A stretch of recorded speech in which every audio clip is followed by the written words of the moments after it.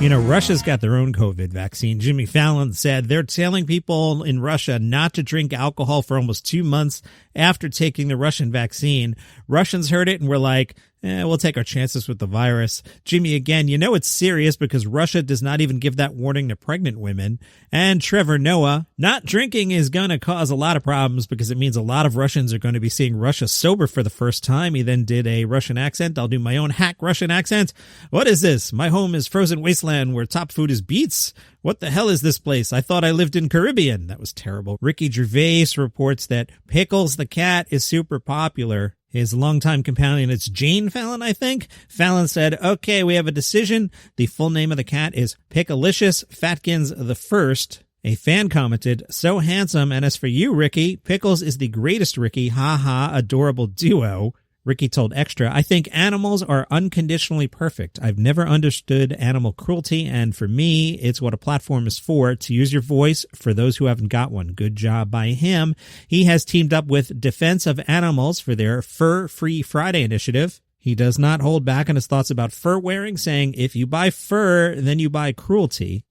Beautiful, innocent, intelligent animals tortured to death for fashion. Shame on you. Disgusting. I stand within Defense of Animals against the cruel fur trade. Forbes caught up with Gabe Iglesias. He said, this was going to be the year of years for me. We had the biggest comedy tour planned. We had 3 tour buses, 4 semi-trucks. It was like the WWE meets the Food Network. It was epic. We got a huge stage production. Every single arena we were hitting, it looked like I was taping a new special. We spent a lot of money to get this thing going, and then they pulled the plug on us right when we were about to break even, and all the money that we put into the tour, it got pulled. We were going to go anywhere and everywhere, and we had a nice 2-year run set out. COVID happens, brother. If you're a regular listener, you know that I have been investigating the conspiracy where Fox is trying to convince us that Bob's Burgers is an actual television show. Have you seen Bob's Burgers? No. Have you ever met anyone who has seen Bob's Burgers? No. Entertainment Weekly is in on this. They wrote, the film version of Bob's Burgers, now it's supposedly a movie, was initially on the schedule to hit theaters on July 17, 2020. But, it didn't happen because of COVID. We totally have a Bob's Burgers movie in the can, and we were going to release it in July. But, COVID and stuff, like, there's no way to release a movie. It's not like there are ways to deliver movies to the home or, publish them on some sort of physical media and sell them. Bob's Burgers, the movie, would have come out in July. Sure. The showrunner says the things we did up to this point of the movie that doesn't exist help set us up, hopefully, for success on the movie. For example, the Bob's Burgers concert was a big part of why we agreed to do the movie. You mean to tell me there was supposedly a Bob's Burgers concert? That'll be the next thing I look into. The article says, he means Bob's Burgers Live, a tour with the cast that started in 2013 and returned to LA in 2016 for the show's 100th episode. Did you hear about this? No. No one did. It's made up. The movie definitely opened our eyes to a different way of making animations, as one of the supervising producers on Bob's Burgers, a show that supposedly exists, even though, have you ever seen it? No. Have you met anyone who's ever seen it? No. After the pandemic, and also to a large degree after George Floyd, we really had to ask ourselves, why do we do this job? What is our job? Says the showrunner. Obviously, a lot of us like having work and like getting paid, but you also find yourself in this new normal. What does it mean to make an animated television show? I will propose to the audience, what does it mean to pretend you are making an animated television show? Maybe Fox is paying these guys. Maybe Fox thinks the show's actually on. Again, my theory is the show is fake. There's clearly animation showing what it would look like. I've seen some stills, and clearly Fox promotes it during football games.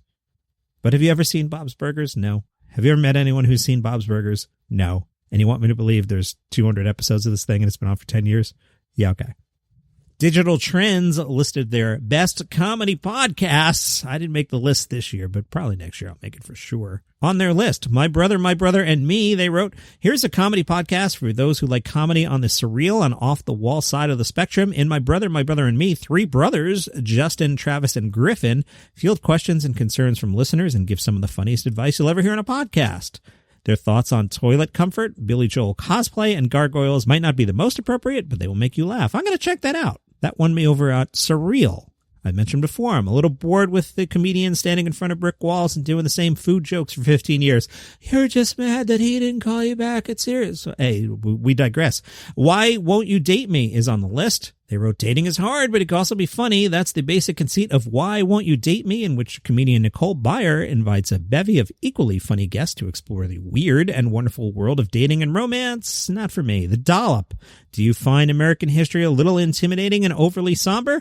Well, then The Dollop might be the comedy podcast for you. Every week, the hosts share a story from American history that you probably never heard before, but is nonetheless hilarious. Like, did you know in 1976, a plane with around 60,000 pounds of pot crashed in Yosemite?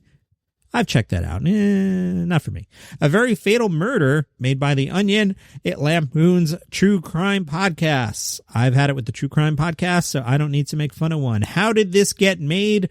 Are you a big fan of So Bad It's Good films and Z movies like Plan 9 from Outer Space? That is a solid podcast. You should check that out. Bodega Boys, that's probably on your radar already. They are famous enough. Attitudes. Attitudes is a podcast where comedy collides with gender and identity politics. Hosts Aaron Gibson and Brian Safi discuss the issues most important to women and gays with infectious irreverence.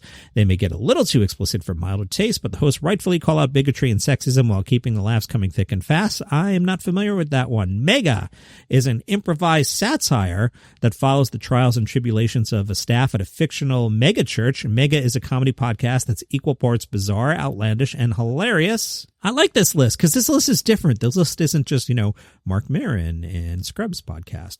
The Adventure Zone. If you've listened to My Brother, and Me and want more from those guys, try Adventure Zone. This time, Justin, Travis, and Griffin recruit their dad to chronicle their escapades through various Dungeons and Dragons campaigns. It might not sound like much on paper, but the brothers have such a good rapport and knack for improv that their shenanigans put many other comedy podcasts to shame. That sounds fun. I'll check that out.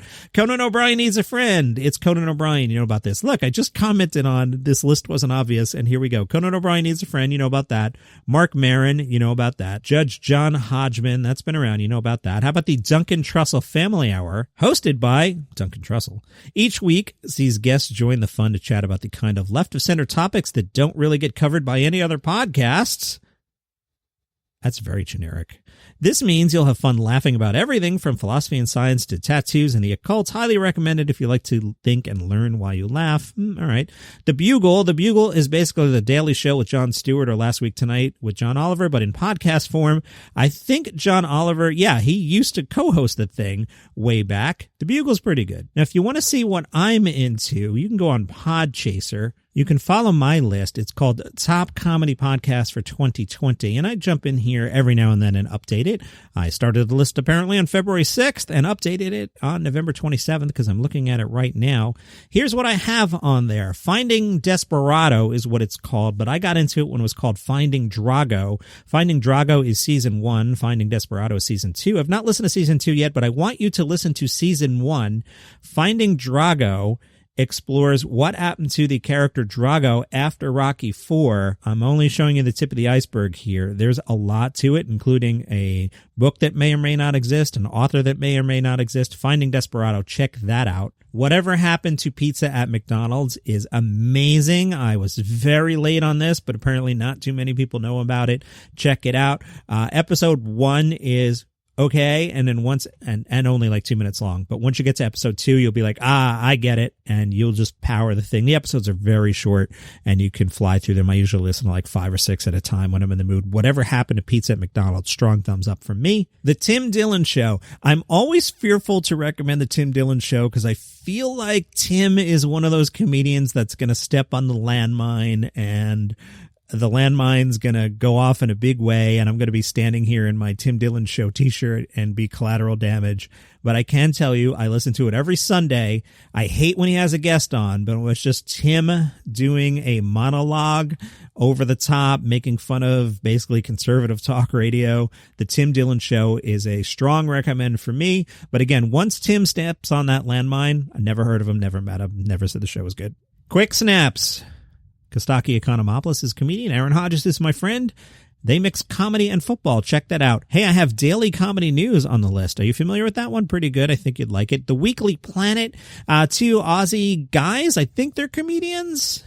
Anyway, they talk about science fiction, Star Wars, Star Trek, Marvel, like that kind of stuff. That's right in my wheelhouse. I like that show a lot. They're also friends with the Auntie Donna people. I have Conan on my list. I have Office Ladies on my list. Off Book, the improvised musical. It's an improvised musical every week. Brilliant. A lot of hard work goes into that. Gilbert Gottfried's podcast. Love Gilbert.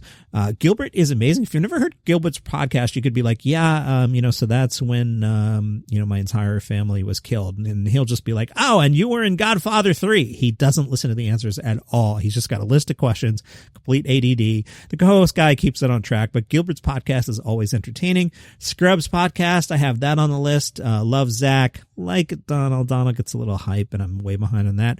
Artie Lang's podcast is on my list, but it's been largely inactive. The Carson podcast. If you like Johnny Carson, the Carson podcast is interviews with people who were on the show or worked on the show or connected to the show. It's clearly hosted by somebody who loves Johnny Carson. The Carson podcast, strong recommend. Bill Burr's Monday Morning Podcast. You're probably familiar with that. The Bill Burt Podcast. If you like Bill Burr and you like Burt Kreischer, hey, let's throw them in a blender and call it the Bill Burt Podcast. Those are my recommendations. Again, on Podchaser, you can follow that list. I don't care if you follow it or not. I'd rather you follow me on Twitter at DCNPod or be my friend at Facebook.com/Daily Comedy News. But that list on Podchaser is Top Comedy Podcast for 2020. There's a new episode of the Weekly Comedy Thing up on Live by Live. That's the free app you can grab, Live X Live, and the Weekly Comedy Thing is my weekly show, which is also free. It's kind of like this, except I can actually play comedians. So if I mention, say, Gabriel Iglesias, you'll hear a Gabriel Iglesias bit. And that's it for today. Follow this show here on Spotify or subscribe on Apple Podcasts, and I'll see you tomorrow.